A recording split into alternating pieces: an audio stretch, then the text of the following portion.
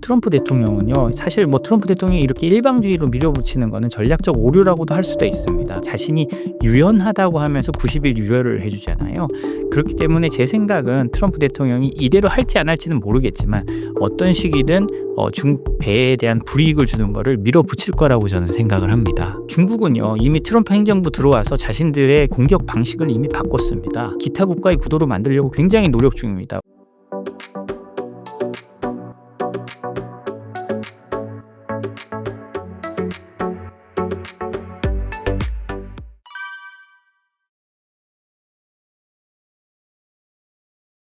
그건 뭐 사실은 좀 과도한 우려 같습니다. 그게 인제 뭐 지난달에 서울에서 열린 한중일 경제 장관 회의에서 "세 나라가 협력하겠다."라고 했기 때문에 그렇게 된 것 같은데요.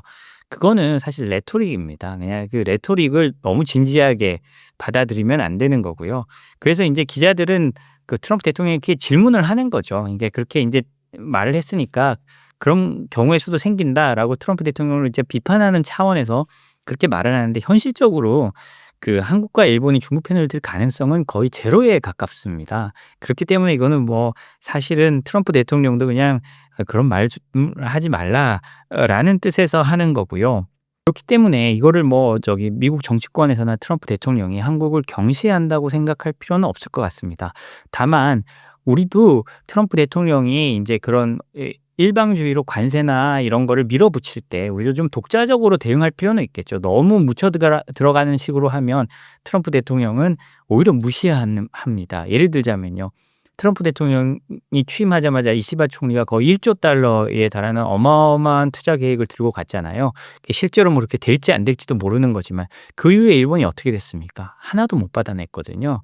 트럼프 대통령은 늘 그렇습니다. 하나를 주면 "저건 왜 안 줘?" 라고 말하는 게 트럼프 대통령의 그 협상 술입니다. 예를 들자면 또 말하자면요, 트럼프 대통령이 1기 때 한국을 방문했습니다. 한국을 방문했을 때 그때도 방위비 얘기를 너무 많이 하니까 한국의 장군들과 그 미국의 장군들이 트럼프 대통령을 평택 미군 기지로 데려가서 "세계에서 가장 좋고 큰 기지고 이런 걸 한국이 지어 줬다."라고 하면서 거의 10조에 달하는 돈을 들었는데 한국이 80%를 냈다라고 하니까 트럼프 대통령이 왜 100%를 안 내고 80%를 냈냐고 물었다고 하거든요.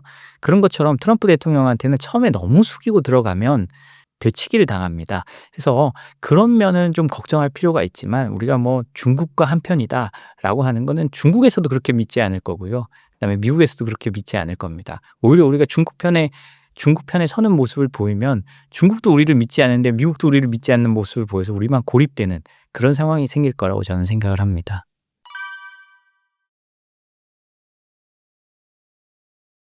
이게 뭐 관세를 어떻게 매겼는지에 대한 방식은 이미 뭐 공식은 나와 있습니다. 그래서 공식은 나와 있고 한국이 왜 25%가 됐는지를 보면 결국은 무역 적자 규모에 따라서 그렇게 단순하게 계산을 했더라고요.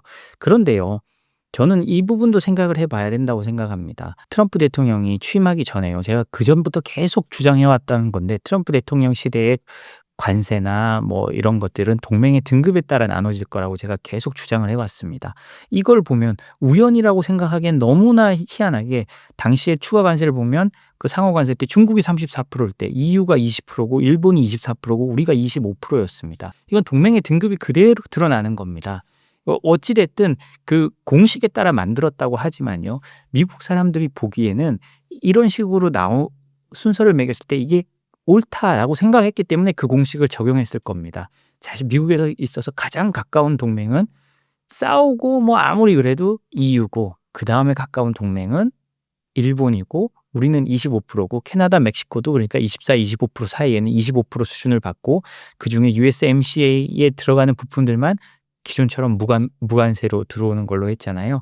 그런 것처럼 저는 이게 동맹의 등급에 따라서 관세가 주어진다고 생각하고요. 앞으로도 그럴 거라고 생각을 합니다. 그렇기 때문에 동남아의 높은 관세, 베트남에 46% 정도 되는 관세가 부과된 거고, 동남아에 더 높은 관세들도 부과됐다고 생각을 하는데요. 이제 여기서 우리가 보면 앞으로 인제 한미 관계를 어떻게 갖고 나가야 될지가 눈에 보이는 겁니다. 우리가 동맹을 너무 당연시하게 되면요, 그나마 있던 25%까지도 사라질 수가 있고요. 그다음에 동맹을 등급을 올리면 뭐 일본 정도의, 그다음에 혹은 뭐 유럽 사이에 그 정도 되는 관세를 부과받을 수도 있다고 생각을 합니다. 예를 들자면 일본이 우리보다 지금 얼마나 더 많은 어 이득을 보는지를 저희가 생각해 보면요. 한국은 미국과 FTA를 맺은 나라입니다. 사실상 FTA에 있어서 관세가 없죠. 거의 관세가 없는데 일본은 FTA를 맺지 않았어요. 그리고 일본은 그래서 미국에 대한 평관세가 한 3% 정도 되는 걸로 제가 알고 있었거든요. 그렇게 따지면 한국이 일본보다 낮아야 됩니다. 물론 이번에는 그 계산 공식이 무역 적자 규모로 해서 단순하게 계산을 했다고 하는데, 그럼에도 불구하고 다음번에 이렇게 될 때 어떻게 될지 또 모릅니다. 그렇기 때문에 개별 협상을 한다고 하잖아요.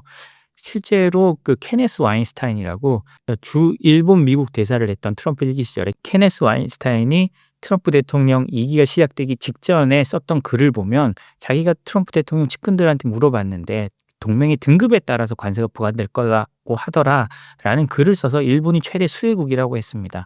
이제 뭐 관세는 유예됐지만 이제 각국이 협상해서 가잖아요. 그때 오히려 또 일본이 우리보다 더 나은 그 이득을 볼 수도 있습니다. 그렇기 때문에 우리가 이 한미 동맹은 당연한 게 아니고요. 지키고 갖고 가야 될 거라는 걸 또 다시 한번 또 생각하게 하는 그런 상황인 것 같습니다.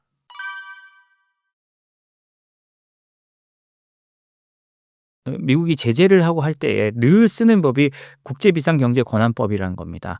미국이 제재를 하고 행정명령을 하는 이 순서가 있는데요. 먼저 대통령이 이렇게 말합니다. "지금은 국가 비상사태다. 내가 특별한 권한을 사용해야 한다."라고 선언을 하면요. 그렇게 해서 인제 국제비상경제권한법에 그 적용되는 상황이다라는 걸 대통령이 선포를 합니다. 그리고 보통의 경우에는 선포를 하기 위해서 정부의 어떤 그전에 조사가 있고요. "이러이러하기 때문에 이거를 써야 된다."라는 조사가 있는데, 트럼프 대통령은 좀 그런 것도 약간 건너뛰는 면도 있습니다. 어쨌든 그렇게 하고, 그래서 이 나쁜 사람들을 벌 주기 위해서 저 나라에 대해서는 이런 제재를 하고 자산을 동결해야 되고 누구누구는 제재하도록 재무부와 뭐에 한다라고 하는 게 보통의 그 방식입니다. 근데 트럼프 대통령은요, 이거를 관세에다 썼어요.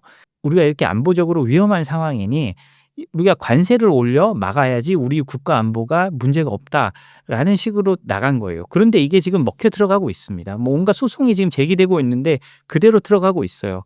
이런 것 때문에 보면 사실은 이게 인제 미국 대통령들에게 인제 국가 안보 이슈가 있을 때 쓰도록 만든 건데, 인제 트럼프 대통령이 되면서 인제 정가의 보도가 된 겁니다. 모든 면에서 쓸 수 있게 돼 버렸거든요.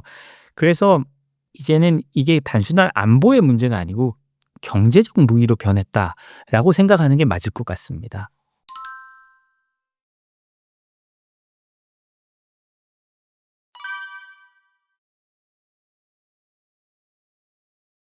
미국에 이제 일방주의적 접근이 있으면 한국 입장에서는 사실 당황스러울 수밖에 없습니다. 그런데요, 냉정하게 좀 따져 봐야 됩니다. 우리가 미국과 싸울 수도 있고 뭐 사실 WTO에 우리가 뭐 제소하고 이런 건 효과는 없습니다. WTO가 사실상 거의 유명무실화된 지가 오래됐거든요. 트럼프 1기 시절 때부터 시작해서 미국은 자기들이 선임해야 될 사람들을 이사회에 선임도 하고 있지 않아 가지고 사실상 이게 유명무실합니다. WTO는 힘이 없어요. 그렇기 때문에 우리가 어떤 국제법적인 거나 어떤 국제적인 어떤 협력 관계를 통해서 미국의 일방주의에 대해서 우리가 벗어날 수 있는 상황은 없습니다. 그런데요, 보통의 경우 지금까지 잘 생각해 보면요. 이렇게 했을 때 우리나라가 손해를 본 적은 거의 없습니다. 트럼프 1기 때도 마찬가지고요. 트럼프 1기 때 철강하고 이런 데 관세를 부과했을 때 물론 굉장히 문제가 됐었지만 한국은 동맹이고 일찍 FTA 협상을 타결하면서 거기서 그 면제가 됐거든요, 철강 관세 같은 경우는요. 사실 트럼프 대통령이 이런 걸 하면서 한국에만 하는 게 아니라 전 세계를 대상으로 하고 특히 중국을 대상으로 하는 경우가 많기 때문에 지금 우리나라의 가장 큰 경쟁자는 중국이고, 중국에 지금 트럼프 대통령의 계획에 따르면 한 120%가 넘는 관세가 부과되는 거잖아요. 그럼 오히려 한국 제조업이 경쟁력을 얻을 수 있습니다. 그리고 중국 없는 새로운 공급망, 중국 없는 새로운 거대 시장이 미국부터 열리기 시작하는 거고, 시간이 지나면 그게 EU와 다른 나라로도 퍼져갈 수 있습니다. 그렇기 때문에 우리는요, 이게 기분 나쁘다를 넘어서, 물론 기분은 당연히 나쁘죠. 기분 나쁘다를 넘어서 잘 살펴보고 우리에게 어떤 기회가 되는지 적응하는 과정으로 만드는 게 가장 중요하다고 저는 생각합니다. 그리고 그 이 적응이 잘 됐을 때 가장 수혜를 볼 수 있는 나라 중에 하나가 우리나라일 거라고 저는 봅니다.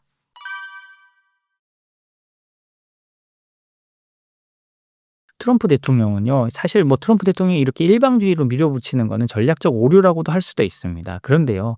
우리가 일기 시절에 트럼프 대통령 참모들이 쓴 걸 보면요. 우리가 이렇게 한다고 해서 어 우리 동맹주의자들은 동맹이 파탄 날 거라고 했는데 실제로 파탄 난 거 하나도 없다. 그 사람들도 알고 있습니다. 트럼프도 4 년이거든요, 길어봐야.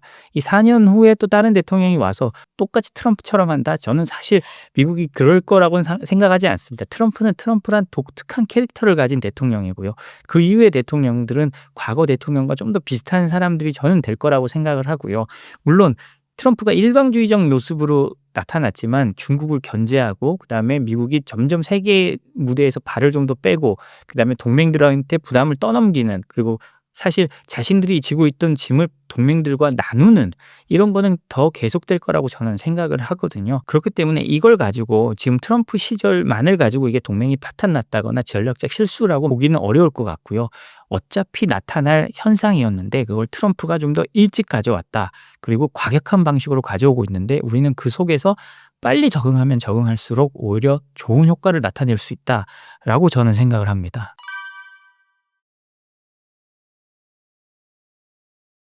한국은요. 아까도 계속 말씀드리지만 어떤 룰을 만드는 국가가 아니라 룰에 적응해야 되는 국가입니다. 그래서 압박 국면에서 지나치게 감정적으로 대응하거나 급격한 정책 변화를 해서는 안 됩니다. 저는 그렇게 생각을 합니다. 왜냐, 한국 외교관들이나 이런 분들 얘기를 들어보면 한국이 미국과의 협상을 할 때 가장 어려운 게 한국의 좀 감정적인 모습이고 미국의 한마디 한마디에 지나치게 반응할 때라고 합니다. 왜냐하면 그럴 수밖에 없죠. 우리는 뭐 안보도 미국에 굉장히 크게 의존하고 있고 경제도 미국에 의존하고 있는 게 사실이니까요. 그렇기 때문에 미국의 한마디 한마디에 굉장히 크게 움직이는데요. 그런 게 오히려 우리의 국익을 훼손하는 경우가 많습니다. 왜냐하면 우리 협상하는 사람들은 차분히 협상을 하고 거기에 대해서 국내의 모든 이익 집단들이 상당히 서로 또 충돌하고 광화문에서 또 난리가 날 수가 있어요. 근데 그렇다고 해서도요. 나라 전체적으로는 거기에 또 휘말려서 반미로 간다든지 혹은 뭐 또 성조기 들고 나와서 하는 분들이랑 또 충돌한다든지 이래서는 절대로 안 되고요.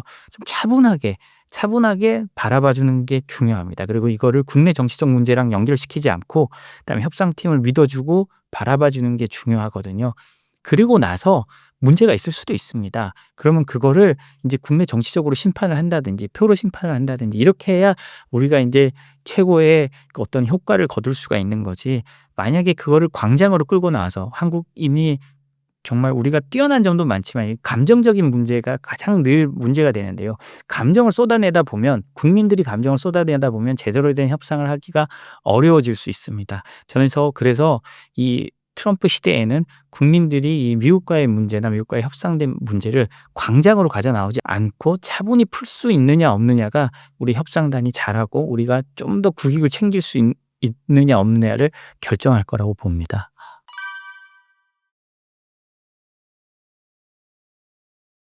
예. 트럼프 본인은 아마 새로운 질서를 만들고 있을 거라고 생각을 합니다. 뭐 우리가 어떻게 판단하고 있건 상관없이 트럼프는 그렇게 생각하는 거고요. 사실 그런 면이 좀 있습니다. 미국의 동맹국들이요. 특히 EU 같은 경우는요. 우리도 뭐 마찬가지인 경우가 있었습니다면 안보는 미국에 의존하고 경제는 중국에 의존하고요. 그리고 EU 같은 경우는 에너지는 러시아에 의존하고 있었습니다. 근데 생각해 보면 이 세 개로 해서 인제 체리 피킹을 해온 거잖아요. EU 같은 경우에는요. 미국 같은 경우에는 가장 억울합니다. 아무것도 받는 것 없이 안보에만 나토 국방비의 거의 80%를 미국이 부담하고 있었거든요. 그런데 우크라이나 전쟁 났는데 미국은 유럽보다도 뭐 무기나 이런 면에서는 더 많은 지원을 했습니다. 뭐 이게 통계에 따라 달라서 솔직히 저는 뭐가 맞는지 잘 모르겠더라고요. 유럽 언론들이 있으면 유럽이 더 많이 했다고 하고 미국의 또 다른 언론은 아니 미국이 더 많이 했다고 하고요. 그래서 잘 모르겠지만 어찌 됐든 미국은 어마어마한 돈도 지원하고 사실상 무기의 거의 대부분 무기 같은 경우는요. 거의 지금 우크라이나가 가장 많은 무기를 수입하는 나라인데요. 거의 45% 50%가 미국산 무기입니다. 그렇기 때문에 미국이 무기를 판다라고 하지만요. 사실상 무기를 파는 게 아니라 미국 아니면은 그만큼 줄 수도 없는 거예요. 그렇기 때문에 이런 상황에서 이런 상황에서 트럼프 대통령이 이런 식으로 미국 일방주의라고 부를 수 있을 만큼 밀어붙이는 거는요.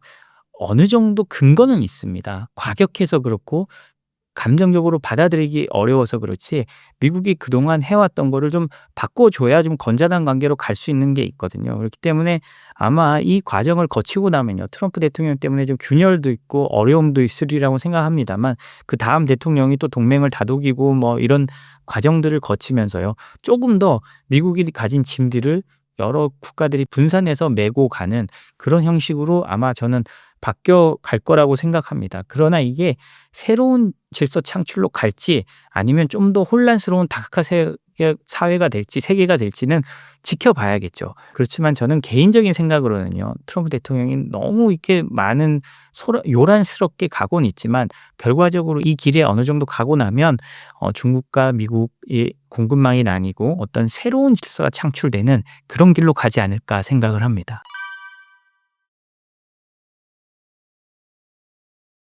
저는 뭐 일관적인 태도하고 국익 중심의 균형 잡힌 외교라고 생각을 합니다. 이 일관적 태도라는 건요. 우리가 이제 좀 조금 있으면 대선이 있잖아요. 그 우리나라의 같은 경우에 제가 미국 워싱턴 특파원을 4 년을 했는데요. 트럼프 1기 시절에요. 그러니까 보면 미국의 관리들이 어떤 한국에 대해 가지는 의심이라는 게 분명히 있습니다. 뭐 좋은 동료이고 뭐 동맹에 있어서는 뭐 당연히 두말할 나위 없지만 정권에 따라서 너무 왔다 갔다 한다는 거거든요. 근데 이게 우리가 이제 이 시대가 바뀌고 있기 때문에 그 시대가 바뀌는 안에서 우리가 어느 편인지는 좀 더 명확하게 해줄 필요가 있습니다. 이건 정권의 문제가 아니고요. 경제적 문제이기도 합니다. 우리가 이쪽 편에 서 있어야 그러니까 미국 편에 서 있어야 중국 없이 경쟁하는 게 되거든요. 우리가 중국이 필요한 건 중국도 큰 시장이지만 외교적으로 필요한 건 북한 문제 때문에 굉장히 필요합니다. 그렇기 때문에 중국과 척을 질 수가 없고 중국과 거리를 많이 둘 수는 없는데요. 그럼에도 불구하고 안보적, 정치적, 경제적 모든 면을 봤을 때 우리는 한국의 정권과 상관없이 미국 쪽에 서 있을 때가 이익이 좀 더 크고 극대화할 수 있다고 저는 생각을 하고요. 현실이 지금까지 그렇습니다. 경제 수치만 튕겨봐도 그렇고요. 일단 우리가 시장을 봐도 그쪽이 더 크고 그렇게 됐을 때 중국이 배제된 새로운 미국의 시장에서 우리가 빨리 파이를 늘리는 기 위해 노력을 해야 된다고 생각합니다. 특히 이제 이런 미중 디커플링이 뭐 계속 있었습니다만 더 이번에 관세로 더 가속화된다고 생각을 하면요. 다음 정부가 출범한 다음이 더욱 중요해지기 때문에 그 부분에 있어서 일관된 원칙과 그다음에 국익 중심의 외교를 해야 된다고 생각을 합니다.